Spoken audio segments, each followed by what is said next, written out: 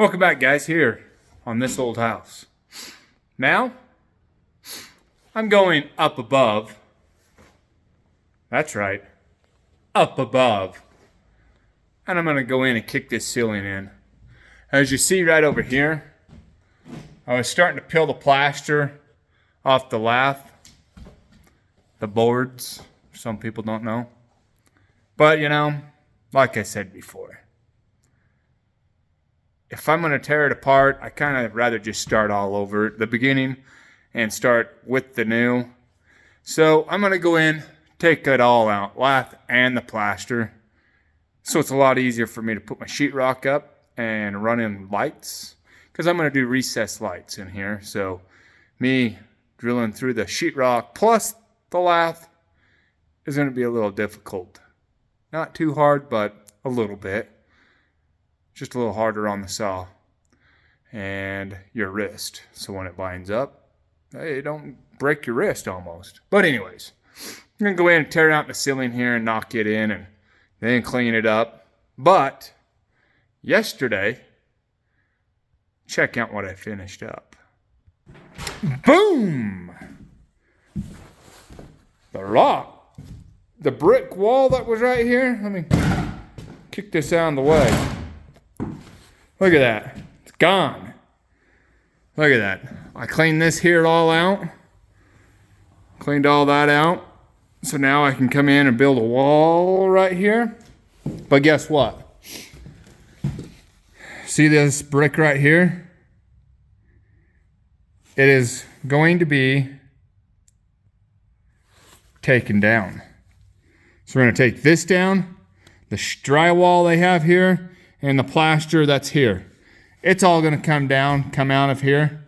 Then when we remove this brick here, there's no insulation on the exterior walls in this house at all. So it's cold in the wintertime.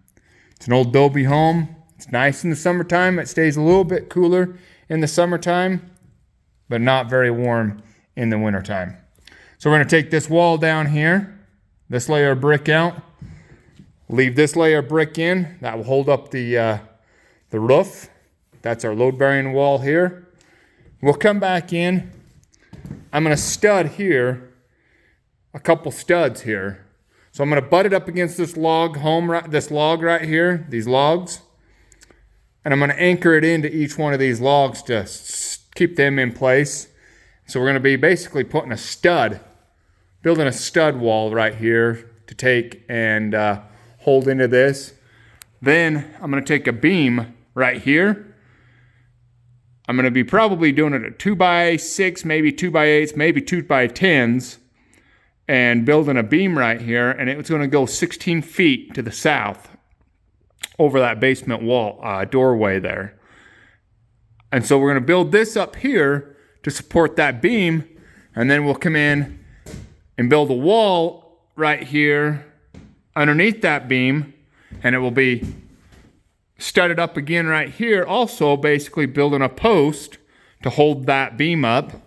Then I'll come over to here, right in this area is probably about where I'm going to stop that wall that I'm going to build right here. Then we're going to extra beam it, studding it up right here. So it will take the weight of that beam plus the roof here that's being held up. And then we're going to build a wall here. Where it's going to be a load-bearing wall, I'm going to go every 12 inches on the center. Every 12 centers. Usually on an exterior wall, you can get away with every 16 centers. Where this is a load-bearing wall, I'm going to go every 12 inches on center to build that up, because it is a load-bearing wall, plus it is holding a beam up. So, and if I need to, I'll go a little bit more on putting a couple more studs in, just to be on the safe side. So when we do that, we're going to be tearing this wall here out. We're going to rebuild this wall here. That will we'll take it and put it underneath there, and that will also take the load of the roof right here, along with the brick. We don't want to put too much weight onto the new wall here, but we want it snugged so there's still weight on this load-bearing wall also by the brick.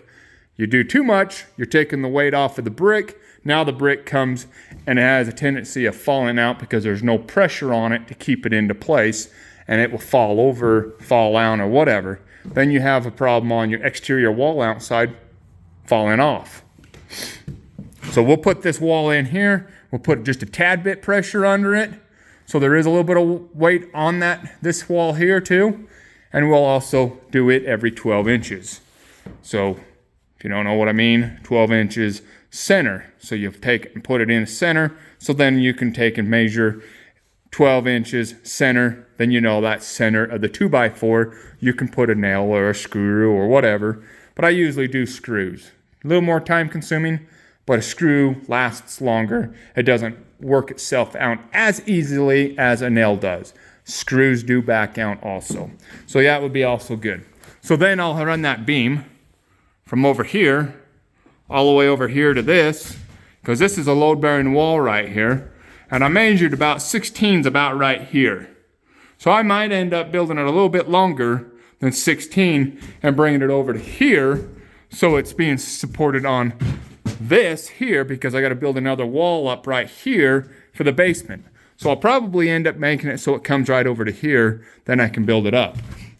Or if it comes over enough that I can build my wall here for the door jamb, then I'd be fine, because then I can use my door jamb and build it up that way and support that beam. Anyways, I'm gonna get dressed.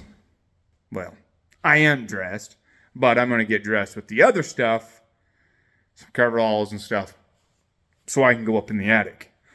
So give me a second and we'll change, and then we'll go from there.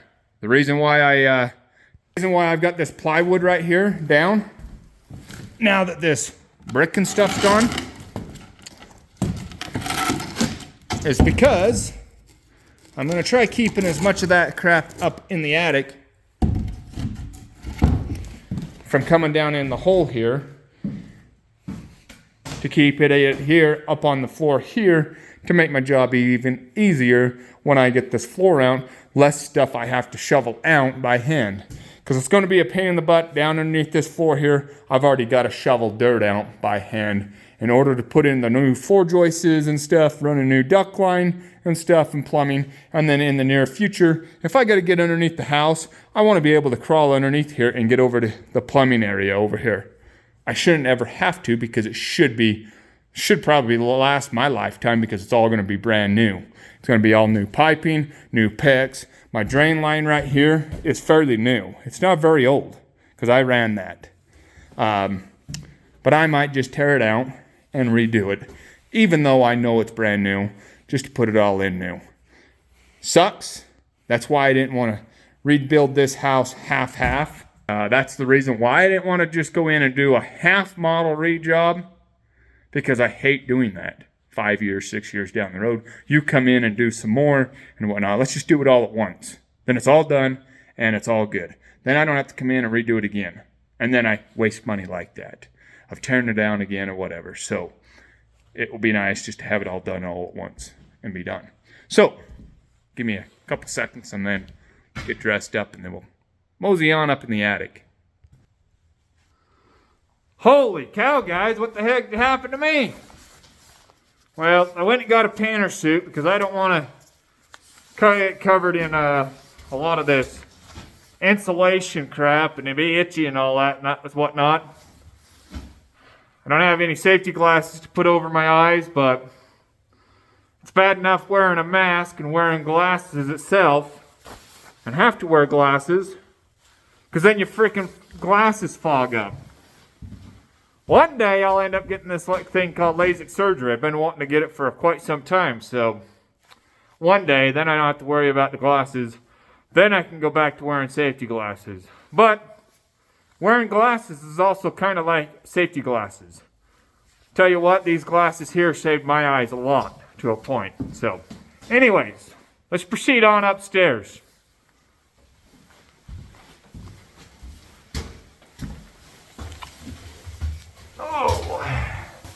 Hopefully, you guys will be able to see up in here.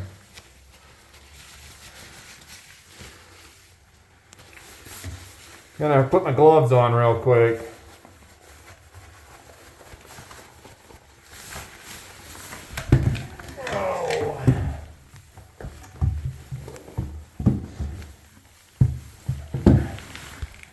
Yeah, see this old wiring right here?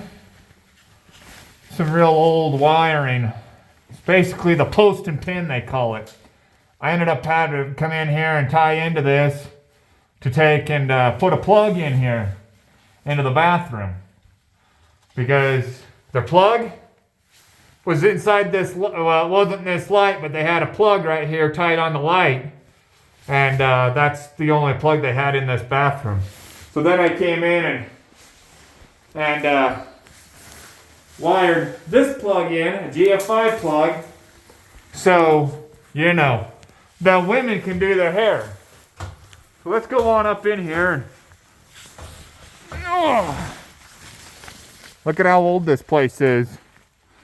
Insulation's real old and whatnot. There's your vent pipe for your sewer. Yeah, see how old this place is? See what I was talking about? Post and pin and stuff. Knob and tube or whatever you want to call it. That might be knob and tube. I'm not sure exactly. Don't remember which one. There's my pipe for my water heater. My plan is to taking it and moving it over there on that back addition part of the house out there. When I got the furnace, the roof redone a few years ago, we had a chimney right here. They boxed that in and plated it in and sheeted over it. That's one of the spots. There's another one right over there you could see. There was another chimney there we took and got rid of. Then I ended up having these roof vents in here. They didn't have any of them in here installed. So maybe, let me try climbing up here. Hang on one sec. Get up in the attic here instead of just standing down there on the bottom. Just maybe we'll be able to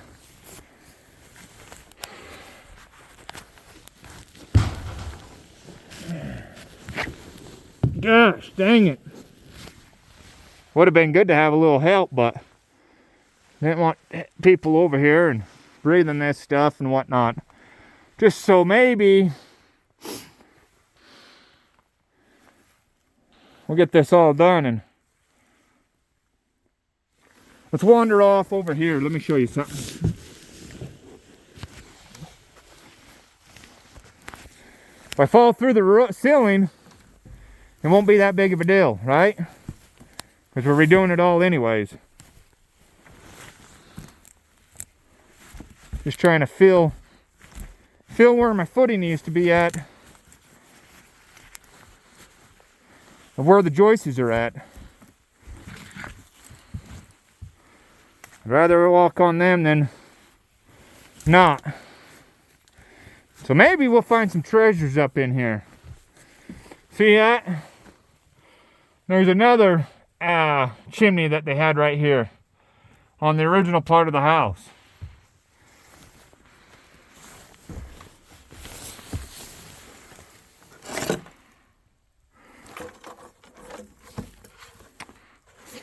Oh, that's an old shoebox. Look at that. Size 10, Utah bound. 5,000, whatever that is. It's a shoe company probably. Probably not even in business anymore.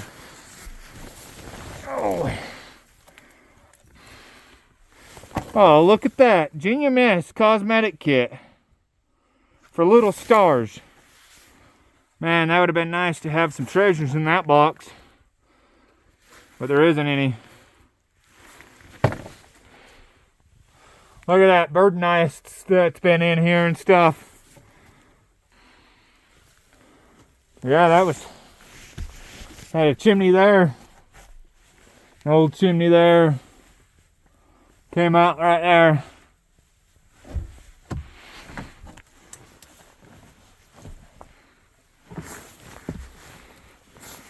So now we got to find our beams here.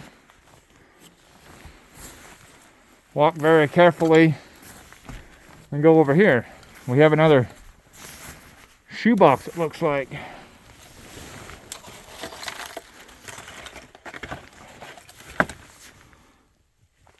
See all these wooden shakes? Those are wooden shakes that was on this roof when I bought the house. There was no, it had shingles on, but the shingles were just worthless. So it leaked into the house and whatnot. See, there's another chimney right there.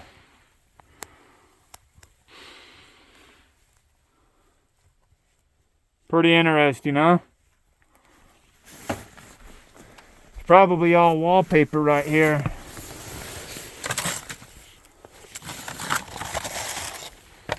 Because they use lath, plaster, and could be some old cement too, but you see, it's all flaking off and stuff, crumbling. So going down and putting in a new wall up against that adobe brick, it's gonna be good. But you know what? This house has been around for a long time. The records say it's 1930 or something like that, but or 1903 or something like that. But that's as far as back as they can get record of it or whatnot. But I bet you it's a lot older than that, to tell you the truth. So let's go over here to the kitchen area. We're just about right here. And I'm gonna have to let you guys go once I get started, because I'm gonna need my hands, both hands, so I can hold on or whatnot. Be careful that I don't fall through the roof and ceiling. So here we are right here at the kitchen. This is how you do it. See that? As I was saying about being careful, because falling through the ceiling. So let me go ahead and do some of this, and then I'll bring you guys back.